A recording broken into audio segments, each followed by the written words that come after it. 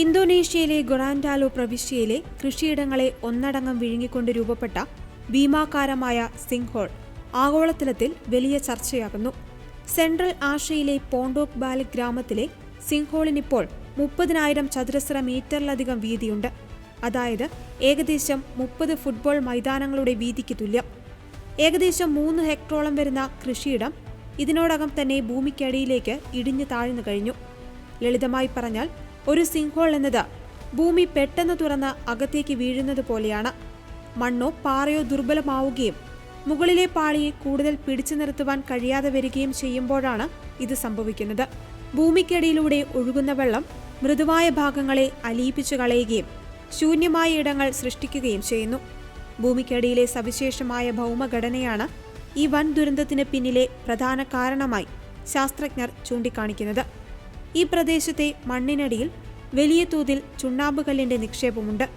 മഴവെള്ളം ഭൂമിക്കടിയിലേക്ക് ഇറങ്ങിച്ചെല്ലുമ്പോൾ അത് അമ്ലഗുണമുള്ളതായി മാറുകയും കാലക്രമേണ ഈ ചുണ്ണാമ്പുകല്ലുകളെ ലയിപ്പിച്ചു കളയുകയും ചെയ്യുന്നു.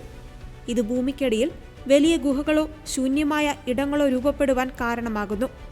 ഉപരിതലത്തിലെ മണ്ണിന്റെ ഭാരം താങ്ങാൻ ഈ ശൂന്യമായ ഇടങ്ങൾക്ക് കഴിയാതെ വരുമ്പോൾ പെട്ടെന്നൊരു ദിവസം ഭൂമി ഇടിഞ്ഞു താഴുന്നു. ഇന്തോനേഷ്യയിൽ അടുത്തിടെയുണ്ടായ കനത്ത മഴ ഈ പ്രക്രിയയുടെ വേഗത വർദ്ധിപ്പിച്ചതാകാമെന്നാണ് ജിയോളജിസ്റ്റുകളുടെ നിഗമനം. ഫെബ്രുവരി മധ്യത്തോടെ പ്രത്യക്ഷപ്പെട്ട ഈ പ്രതിഭാസം ഇപ്പോഴും നിർത്താതെ വ്യാപിച്ചുകൊണ്ടിരിക്കുകയാണെന്നത് വലിയ ആശങ്കയ്ക്കാണ് കാരണമാകുന്നത്. ഏകദേശം 30 മീറ്റർ ആഴമുള്ള ഈ ഗർത്തം വശങ്ങളിലേക്ക് നിരന്തരം വികസിക്കുന്നതിനാൽ പ്രദേശത്തെ തെങ്ങ്, കാപ്പി കൃഷികൾ പൂർണ്ണമായും നശിച്ചു. നിലവിൽ ആളപായമൊന്നും റിപ്പോർട്ട് ചെയ്തിട്ടില്ലെങ്കിലും അപകട സാധ്യത കണക്കിലെടുത്ത് ഗർത്തത്തിന് ചുറ്റുമുള്ള ജനങ്ങളെ അധികൃതർ സുരക്ഷിത സ്ഥാനങ്ങളിലേക്ക് മാറ്റിപ്പാർപ്പിച്ചിരിക്കുകയാണ്.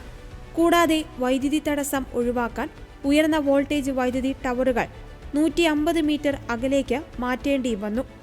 വീടുകളിൽ നിന്നും കൃഷിയിടങ്ങളിൽ നിന്നും ഇപ്പോൾ 300 മുതൽ 600 മീറ്റർ വരെ അകലെയാണ് ഈ ദ്വാരം.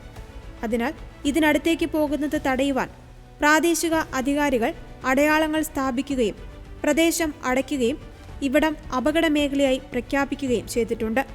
നിലവിൽ ഇന്തോനേഷ്യൻ ദുരന്ത നിവാരണ ഏജൻസി പ്രദേശത്തെ ഭൗമസ്ഥിരത പരിശോധിക്കുവാൻ ഡ്രോണുകളും ആധുനിക ഉപകരണങ്ങളും ഉപയോഗിച്ച് നിരീക്ഷണം നടത്തിവരികയാണ്.